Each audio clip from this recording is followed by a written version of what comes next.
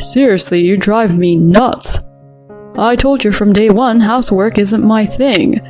Stop dumping stuff on me when you know I'm bad at it. Chris grumbled, taking another swig of his beer and giving me that all too familiar annoyed look. I hesitated for a second under his piercing eyes, but shot back. Hey, I work too. Even if housework isn't your strong suit, how about just tossing your clothes in the wash at least? I was aware Chris wasn't Mr. Domestic when we tied the knot, but seriously? Tossing dirty laundry shouldn't be rocket science. I told you, work's crazy right now. I'm burning the candle at both ends, and then I come home to laundry lectures? Isn't housework and kids stuff traditionally the woman's gig? Handle it and quit griping at me.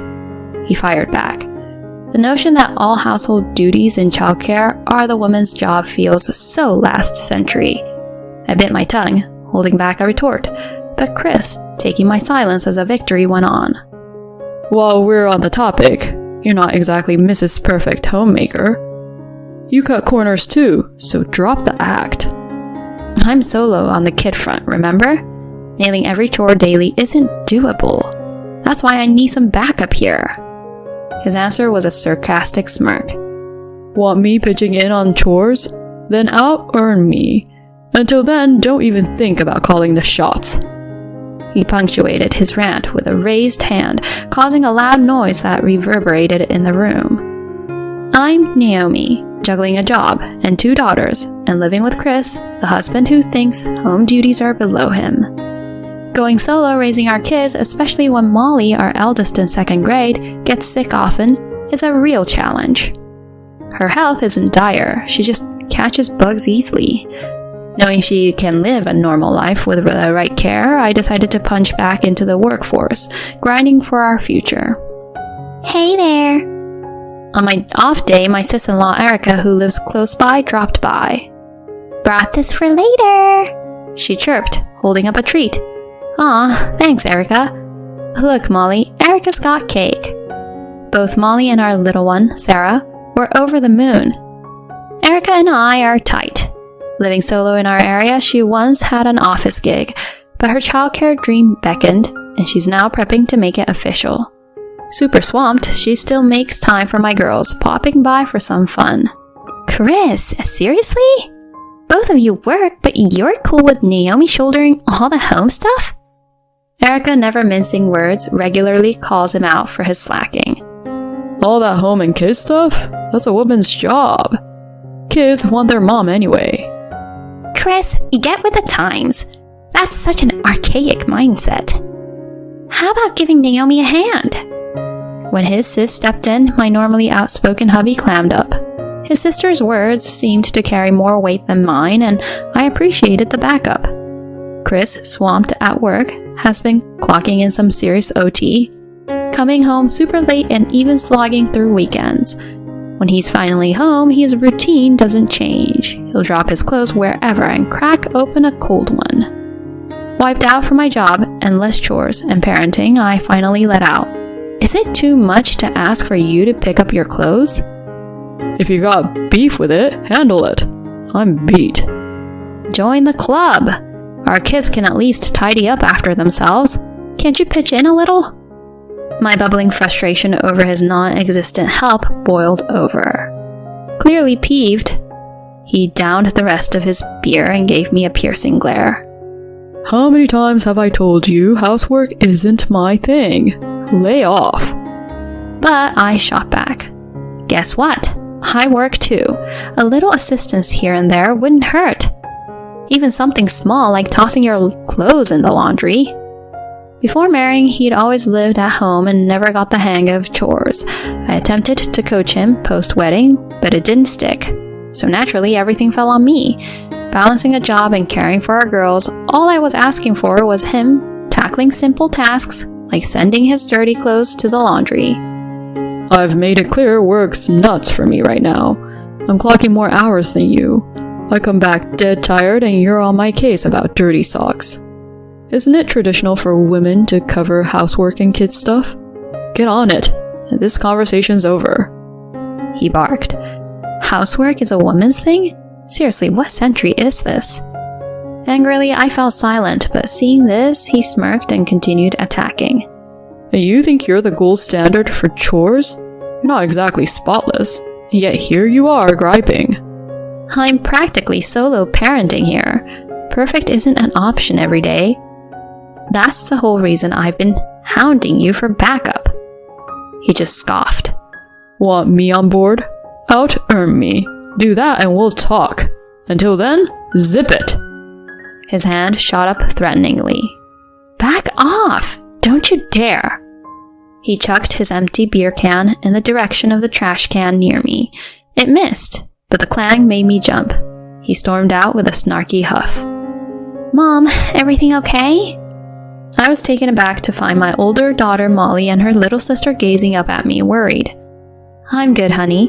Did the noise wake you? Nope. Sarah needed the restroom and I was on it. Don't worry, I'll tuck her back in. Molly, always looking out for her sis, is such a gem.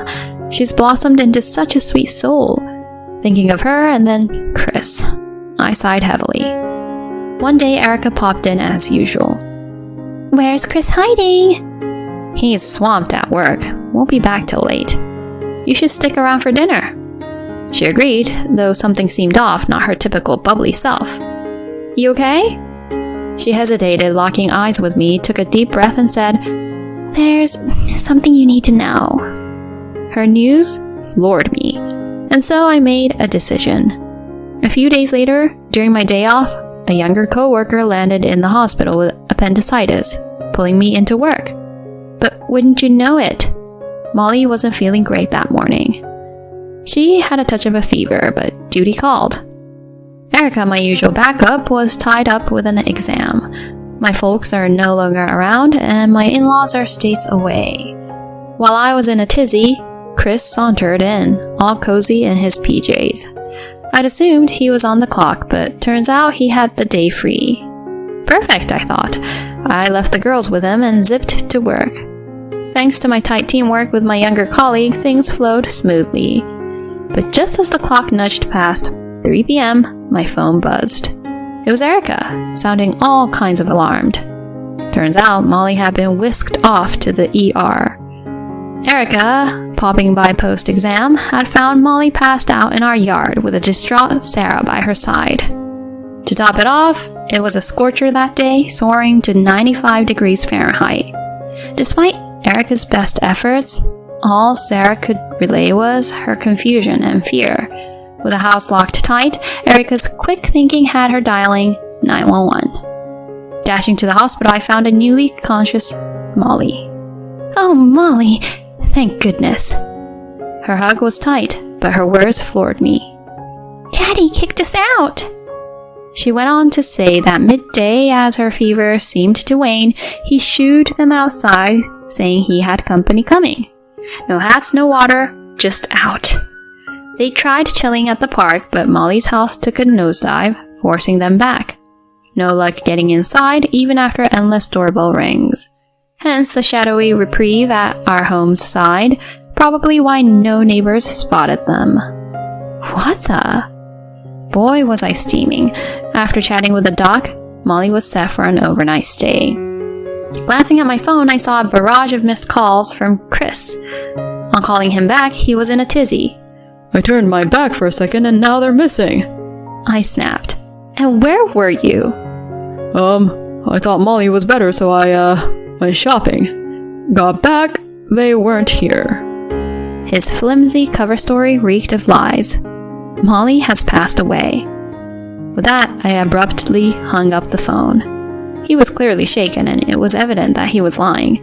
Erica, with me in the room, wasn't buying it either. Choosing to crash at Erica's for a bit, I left Sarah in her care. On a pit stop home for essentials, Chris pounced, hungry for answers. How could she die of heat stroke when you were supposed to be home? It's not on me. They must have gone rogue in the heat. They never listen. His lame attempt at dodging blame had my skin crawling. I've got a funeral to plan. Keep your distance. I left, barely holding back from decking him. Putting our kids in harm's way and then fibbing about it, he sunk to a new low. unforgivable. My fists were white-knuckled with rage. Fast forward a week. Chris, seriously? My shout had him and his lady friend doing a double take, scrambling to get decent in our bedroom. A heads up would have been nice. He and his fling scrambled to throw on clothes. Cheating, huh? Let's call it quits. I slapped some papers in his face. With photo proof of his little escapade and divorce docs in hand, he blanched. I'd had my suspicions about his overtime and weekend shifts. Erica's tidbit about spotting him cozy with a mystery woman downtown was the last straw. After that one sighting from Erica, without a photo to boot, I decided to play it safe and hire a private investigator. For good measure, I also sneaked some hidden cameras around the house. While bunking at Erica's, I got the PI's report, confirming Chris was stepping out. Armed with divorce papers, I faced him. How'd you figure out about her? He stammered. The cameras feed directly to my phone. I shot back, showing them the not-so-innocent footage from just minutes before our dramatic entrance. Both of their faces lost all color. Turns out his little side fling was a notorious colleague known for her less-than-ethical pursuits of any guy, ring or no ring. What's so special about her? Honestly, the thought of being related to you makes my skin crawl. Erica's temper flared, but Chris snapped. This is between Naomi and me, not you. But then, like a scene from a movie, the front door swings open and in walks my in-laws. They'd been delayed by traffic, but I'd looped them in with a video proof. They were livid. Oh my gosh, Chris. Chris, explain. They demanded. After getting an earful from his folks, he was a mess, sweating bullets and looking everywhere but at me. The other woman got the boot pretty quickly, and both Erica and his parents laid into him. They made him ink the divorce papers and sign an agreement to stay away from the kids. The kids? Plural? He asked, genuinely confused. Molly's fine, but you're not seeing her. Just thought I'd let you know before I ask for child support and alimony, I said, keeping my tone frosty. The next day, I didn't waste any time filing those papers and went after both him and his fling for alimony. Word got out at their office, and let's just say they weren't exactly the office favorites. The cops got involved because, well, neglecting a kid is serious business. Turned out, on that horrible day, he was with her. She ended up quitting her job, and after he couldn't support her anymore, she dumped all his dirty laundry at work, which got him to quit too. One evening, out of the blue, Chris showed up, probably after keeping tabs on Erica's place. Naomi, can we talk? Maybe try again? He pleaded, inching closer, but I wasn't buying his act. He just didn't want to pay up. I shut him down quick. Not in a million years. But he wasn't taking the hint and grabbed my arm. Back off, I yelled. Right on cue, Molly and Sarah come home. Sarah, bless her heart, set off her personal alarm, which she always carries in her bag. That ear-piercing sound got everyone's attention. He tried to make a break for it, but a nearby cop wasn't letting him get away. A bit later, with a big assist from my ex-in-laws, we started fresh in a new place. The police had a few more questions for Chris. His parents were livid and made sure he got a job at a family-owned construction site to keep him in line and ensure he paid his dues. Nowadays, it's me and my girls. Erica's as close as ever, always telling Sarah she's a champ for setting off that alarm. She also passed her childcare worker exam, so we've got a party in the works. Molly's back in school and shining brighter than ever. Seeing them, I'm more determined than ever to be the best mom and protector I can be.